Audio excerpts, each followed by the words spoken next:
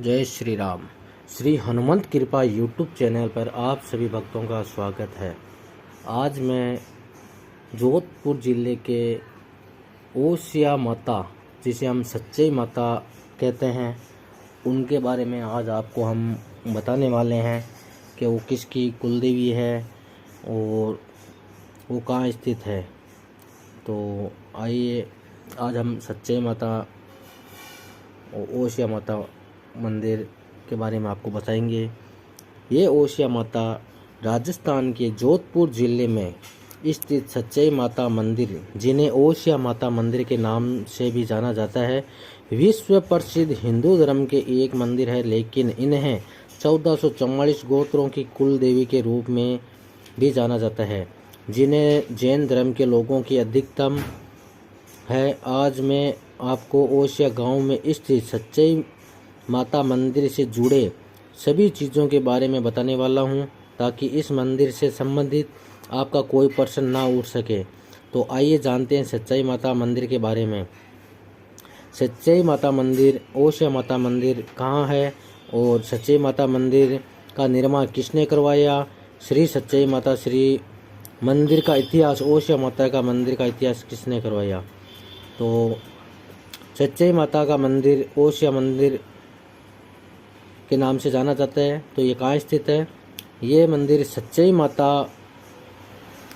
माता का ये मंदिर राजस्थान के जोधपुर ज़िले में स्थित है, जिसकी दूरी जोधपुर शहर से करीब 70 किलोमीटर की दूरी पे है। और सच्ची माता मंदिर का निर्माण किसने करवाया? सच्ची माता के इस मंदिर को करीब 3000 वर्ष पुराना माना जाता है, जिसका निर्माण वंशराज प्रतिहार ने करवाया था। सच्ची माता मंदिर को लाल पत्थरों से निर्मित किया गया है। आज से करीब 3000 वर्ष पहले ओसिया गांव का नाम उकेशपुर पाटन नगरी था, जहां की संख्या करीब 2.5 से 3 लाख हुआ करती थी। और श्री सच्ची माता मंदिर का इतिहास,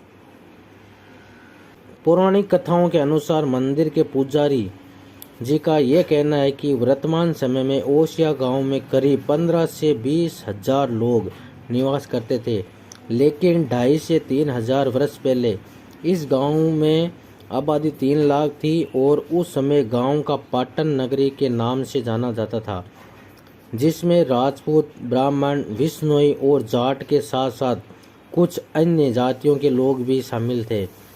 बात उस समय की है जब इस गांव में रतनपुर मसूरी जी महाराज अपने 500 शिष्यों के साथ आए थे, जो जैन धर्म को मानने वाले थे और विष्णु धर्म की देवी के उपासक थे। जब मंसूरी जी महाराज यहाँ आए तो उन्होंने देखा कि इस गांव के कुछ लोगों को छोड़कर बाकी सभी लोग मांसाहारी थे, जो मांस के साथ साथ शराब का सेवन भी करते थे।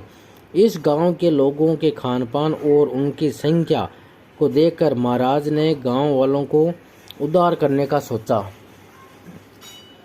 महाराज जी ने सच्ची देवी के से प्रार्थना की और कहा कि मैं इस गांव के लोगों को जैन धर्म में परिवर्तित करना चाहता हूं, ताकि ये लोग मांस भक्षण करना और शराब का सेवन करना छोड़ दें। मेरा उद्देश्य ये नहीं है कि ये लोग विष्णु धर्म की देवी देवताओं को पूजा पाठ ना करें, बल्कि मेरा सिर्फ यही उद्देश्य है कि ये लोग मांस और शराब का सेवन करना छोड़ दें और आपको जानवरों की बलि देने की जगह मीठा प्रसाद जैसे फल और मिठाई चढ़ा सके। महाराज जी के इस बात से देवी खुश हो गई और उन्होंने महाराज जी को ये सब करने की अनुमति दे दी थी। तब महाराज जी ने अपने 2 शिष्यों के अलावा बाकी सभी शिष्यों को आगे की तरफ प्रस्थान करने को कहा। उस समय में इस क्षेत्र का राजा उत्पल पंवार था, जिसका सिर्फ एक ही पुत्र था। महाराज जी को एक उपाय सूझा और उन्होंने कपास मतलब रुई का एक सांप बनाया और उस सांप को अपने मित्रों से जीवित करके आदेश देते हुए कहा कि तुम राजा के लड़के को जाकर डस लो, लेकिन उसके शरीर में सिर्फ उतना ही विष छोड़ना ताकि उसकी मृत्यु ना हो सके, वह सिर्फ मूर्छित हो सके। महाराज जी के आदेश अनुसार सांप ने राजा के इकलौते पुत्र को डस लिया। सांप के डसने के बाद राजा का पुत्र मूर्छित हो गया, लेकिन राजा और गांव वालों ने सोचा कि राजा के पुत्र की मृत्यु हो चुकी है। राजा को भी थोड़ा बहुत दुख हुआ कि उसका सिर्फ एक ही पुत्र था और उसकी भी मृत्यु हो गई। अब उसके राज्य का कारोबार कौन संभालेगा। फिर भी राजा ने भगवान की मर्जी समझकर अपने पुत्र को जलाने की तैयारी करने लगा और कुछ समय बाद अर्थी के साथ साथ गांव की सभी प्रजा शमशान घाट की ओर बढ़ने लगी।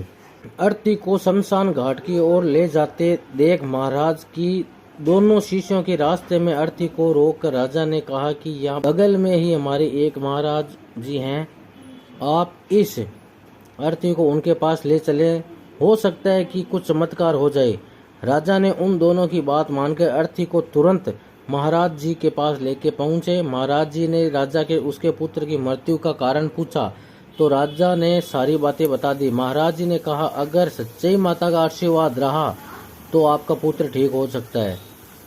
मंसूरी जी महाराज ने कहा कि अगर आपका पुत्र ठीक हो गया तो आप मुझे क्या दोगे। राजा ने कहा कि मैं अपने राज्य की आधी संपत्ति आपको दे दूंगा, लेकिन महाराज जी ने राजा से इस बात को मना करते हुए कहा कि अपने पिता की इससे भी ज्यादा संपत्ति को छोड़कर आया हूँ, इसलिए मुझे आपकी संपत्ति नहीं चाहिए।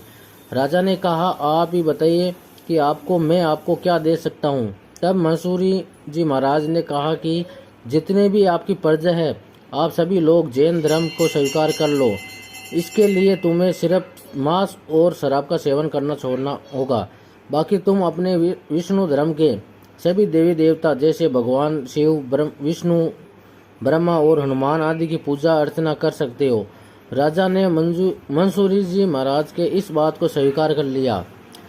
कुछ ही देर बाद में राजा का पुत्र जीवित हो गया तो राजा ने वही पर अपने सभी प्रजा से कहा कि आज से मेरे इस राज्य में कोई भी व्यक्ति मांस और शराब का सेवन नहीं करेगा, और अगर कोई व्यक्ति ऐसा करता है तो उसे मृत्युदंड दिया जाएगा। उस समय राज्य तंत्र होने की वजह से सभी लोगों ने राजा की बात का स्वीकार लिया। कुछ ही दिनों के बाद राजा की रानी या मंत्री जी की रानी के ऊपर सच्चे माता ने आकर कहा कि तुम सभी एक जगह की चर्चा करते हुए बताया कि उस स्थान पर जैन धर्म के 24वें तीर्थकर महावीर स्वामी जी की मूर्ति है। तुम लोग उस मूर्ति को 7 दिन के अंदर निकाल लें। गांव के लोग इस बात को भूल चुके थे कि तभी एक रात में राजा को सपना आया और राजा ने उस सपने में माता द्वारा बताई गई जगह पर जमीन के अंदर मूर्ति के बारे में देखा। उसी सुबह राजा के संपन्न में आए मूर्ति निकालने के बाद उस मूर्ति के सीने के ऊपर एक बड़ा सा गांठ देखने को मिला। राजा और गांव के सभी लोगों की सहमति से उस मूर्ति के सीने के ऊपर उस गांठ को हटाकर एक दिव्य मूर्ति की तरह सोने की परत चढ़ाने का निर्णय लिया। अगले दिन एक कारीगर को बुलाया, उस दिव्य मूर्ति के सीने के ऊपर वाले गांठ को हटा दिया। गांठ को हटाते ही वहां से दूध की धारा रिसने लगी, क्योंकि वह सच्चे माता के इष्ट द्वारा बनी एक दिव्य मूर्ति थी। गांव वालों के द्वारा मूर्ति पर अस्त्र चलाने की वजह से सच्ची माता क्रोधित हो गई और उन्होंने गांव वालों से कहा कि तुम लोगों ने मेरे द्वारा बनाए गए इस दिव्य मूर्ति पर अस्त्र चलाया है, क्या पता कल तुम मेरे ऊपर भी अस्त्र चला दो, इसलिए तुम सभी लोग एक गांव छोड़कर कहीं और चले जाओ, वरना तुम्हारे ऊपर बहुत बड़ा संकट आ सकता है। माता के द्वारा सभी गांव वाले गांव छोड़कर इधर उधर चले गए। गांव वालों को गांव छोड़ने के समय माता ने श्राप दिया कि अगर कोई जैन धर्म का व्यक्ति स्थायी रूप से निवास करने या व्यापार करने के सिलसिले में इस गांव में रहेगा तो वह कभी भी सुखी नहीं रह पाएगा। और साथ ही माता ने यह वरदान भी दिया था कि अगर तुम किसी और जगह से निवास करते हो और मेरी उपासना करते हुए अपना जीवन व्यतीत करते हो तो तुम्हारे जैसा कोई व्यक्ति जल्दी अमीर भी नहीं होगा। यानी कि तुम्हारी कमाई बहुत ही ज़्यादा होगी। आज के समय में भी यहाँ पर जैन धर्म के लोगों का एक भी घर नहीं है, क्योंकि उनको सच्चे माता के द्वारा श्राप मिल चुका था। लेकिन जैन धर्म के लोग शादी के समय अपने बच्चों के मुंडन करवाने आज भी इस मंदिर में आते हैं, लेकिन सच्चे माता के श्राप की वजह से यहाँ पर एक रात के लिए भी नहीं रुकते हैं। वर्तमान में जो मंदिर की व्यवस्था है उसमें 99% जैन धर्म के लोग योगदान देते हैं, क्योंकि जब भी वे लोग कोई नया बिजनेस की शुरुआत करते हैं तो सच्चे माता के आशीर्वाद की वजह से उनका बिजनेस बहुत ही अच्छा चलने लगता है, जिसकी वजह से जैन धर्म के लोग अपनी कमाई का 1 से 20% का दान माता जी के श्री सच्चे माता मंदिर में ही देते हैं। प्राचीन काल में ओसिया माता गांव में मंदिरों की संख्या